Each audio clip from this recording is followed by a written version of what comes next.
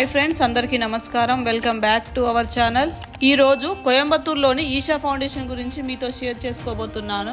Isha foundation Coimbatore సిటీకి 34 kilometres దూరంలో ఉంటుంది. మనం సిటీ దాటాక ఈషా ఫౌండేషన్ కి వెళ్లేటప్పుడు రోడ్డుకి అటు ఇటు కొబ్బరి చెట్లతో చాలా బాగుంటుంది. కోయంబత్తూరు నుండి ఈషా ఫౌండేషన్ వెళ్ళడానికి దాదాపుగా గంట నుండి గంటన్నర టైం పడుతుంది. మనమైతే ఇప్పుడు ఈషా ఫౌండేషన్ కి అయితే చేరుకున్నాము. ఇక్కడ కనిపించేది ఎంట్రన్స్. ఇక్కడ పార్కింగ్ కి టికెట్ తీసుకోవాల్సి ఉంటుంది. టికెట్ తీసుకొని కొంచెం ముందుకు వెళ్తే మనకి పార్కింగ్ ఏరియా కనిపిస్తుంది. ఇక్కడ కార్ పార్క్ చేసి కొంచెం ముందుకు నడుచుకుంటూ వెళ్ళాలి. మన తెలుగు రాష్ట్రాల నుండి ఈషా ఫౌండేషన్ కి ఎలా చేరుకోవాలి, ఎక్కడ స్టే చేయాలి, దీనికి కావాల్సిన బడ్జెట్ ఎంత అనేది వీడియో చివరిలో చెప్తాను.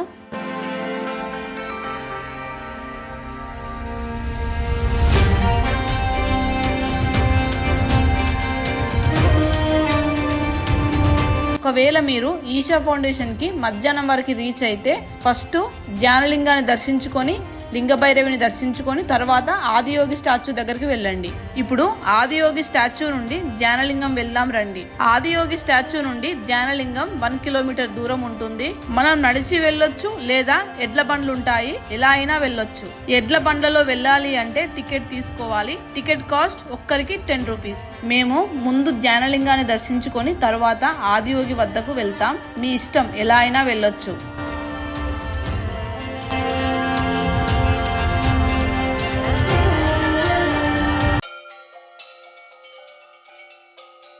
ఇక్కడ మనకి సైడ్ కి chappal stand, luggage room, phone deposit చేసి వెళ్ళాలి.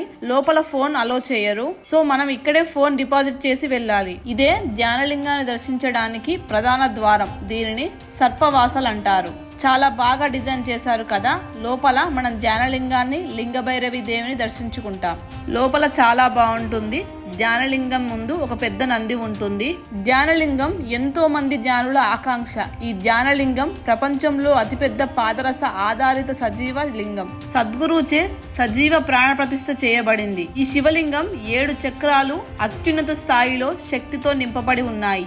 ఈ ధ్యానలింగం దగ్గరికి వెళ్ళినప్పుడు తప్పకుండా ఒక 5 నిమిషాలు ఆ శివలింగం ముందు కూర్చొని ధ్యానం చేయండి. అలా చేయడం వలన మనసుకు ప్రశాంతత వస్తుంది. అలాగే మనకు ఎంతో బరువు దిగిపోయింది అన్నట్టుగా మనకు ప్రశాంతత ఉంటుంది. ఈ ధ్యానలింగం దగ్గర చాలా నిశ్శబ్దంగా ఉండాలి.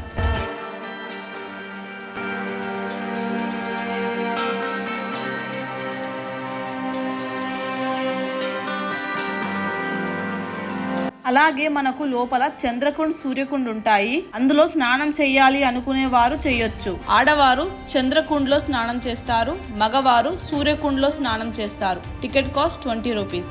ఈ ఆదియోగి స్టాచ్యూ వెల్లంగిరి పర్వతాల మధ్యలో ఉంటుంది.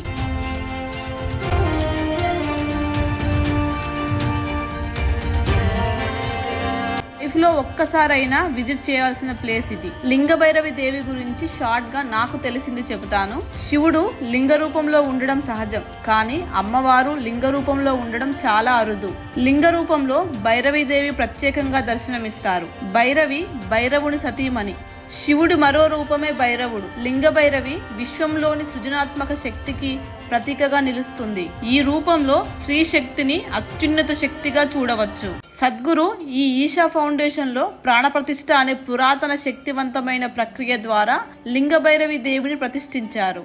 ఇది కేవలం ఒక విగ్రహం కాదు, జీవంతో ప్రబలమైన శక్తితో నిండిన ఒక దివ్యమైన స్వరూపమని భక్తులు చెబుతారు.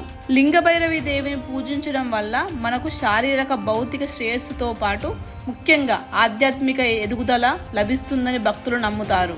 ధ్యానలింగం నుండి బయటికి రాగానే ఒక రెస్టారెంట్ ఉంటుంది. అందులో దోశ చాలా బాగుంటుంది. ఒకసారి ట్రై చేయండి.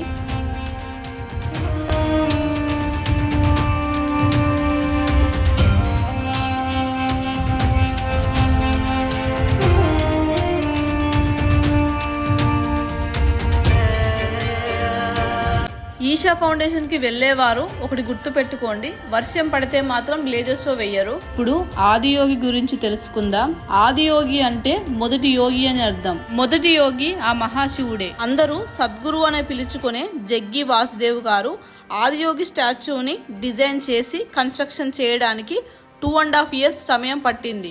దీని ఎత్తు 112 అడుగులు. 112 అడుగుల శిల్పాన్ని నిర్మించడానికి ఒక కారణం ఉంది. యోగ శాస్త్రంలో మోక్షాన్ని పొందడానికి 112 మార్గాలను సూచించారు.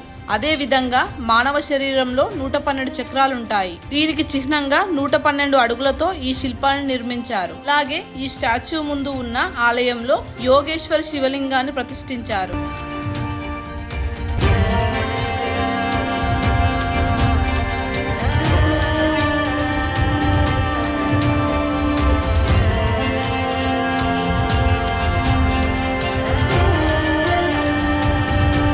మేము రిపబ్లిక్ డే రోజు వెళ్ళాము. ఆదియోగి స్టాచ్యూ మీద ఇండియన్ ఫ్లాగ్ తో ఒక లేజర్ షో వేశారు. చుట్టూ పర్వతాలు, మధ్యలో మహాశివుడు చూడడానికి చాలా అద్భుతంగా ఉంటుంది.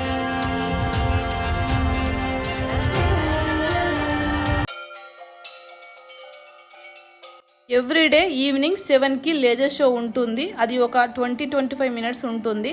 ఎలా ఉంటుందో చూద్దాం రండి. ఒకవేళ మీరు శివరాత్రి రోజు వెళ్ళాలి అనుకుంటే ముందుగానే ప్లాన్ చేసుకోండి. ట్రాఫిక్ చాలా ఎక్కువగా ఉంటుంది. మేము వెళ్ళేటప్పుడు నడుచుకుంటూ వెళ్ళి రిటర్న్ లో వచ్చేటప్పుడు ఎడ్ల బండి మీద వచ్చాము.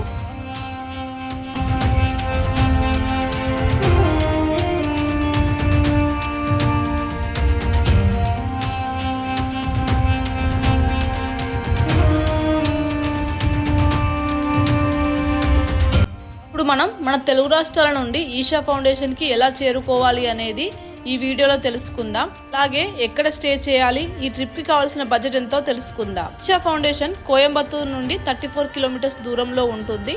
ముందుగా మనం మన తెలుగు రాష్ట్రాల నుండి కోయంబత్తూరుకి ఎలా చేరుకోవాలో చూద్దాం. కోయంబత్తూరులో ఇంటర్నేషనల్ ఎయిర్పోర్ట్ ఉంది. హైదరాబాద్, విజయవాడ, వైజాగ్ నుండి కోయంబత్తూరుకి చాలా ఫ్లైట్స్ అందుబాటులో ఉన్నాయి. ఫ్లైట్ లో వచ్చే వాళ్ళు కోయంబత్తూరు ఎయిర్పోర్ట్ కి చేరుకొని అక్కడ నుండి బస్ లేదా క్యాబ్ లో ఈషా ఫౌండేషన్ కి చేరుకోవచ్చు. అలాగే మన తెలుగు రాష్ట్రాల నుండి కోయంబత్తూరుకి డైరెక్ట్ ట్రైన్స్ అందుబాటులో ఉన్నాయి. ట్రైన్ డీటెయిల్స్ నేను డిస్క్రిప్షన్ లో ఇస్తాను, చెక్ చేయండి.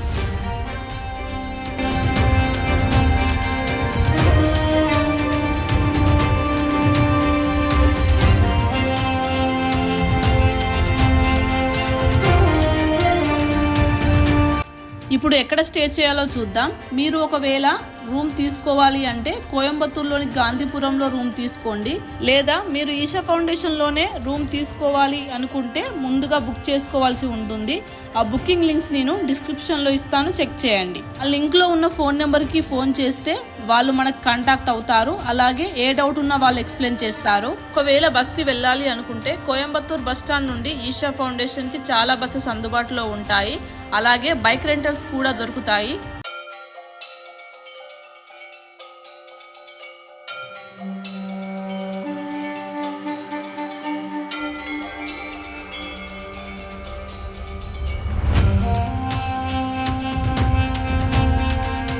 కోయంబత్తూరు రైల్వే స్టేషన్ నుండి బస్ స్టాప్ 3 కిలోమీటర్స్ దూరంలో ఉంటుంది.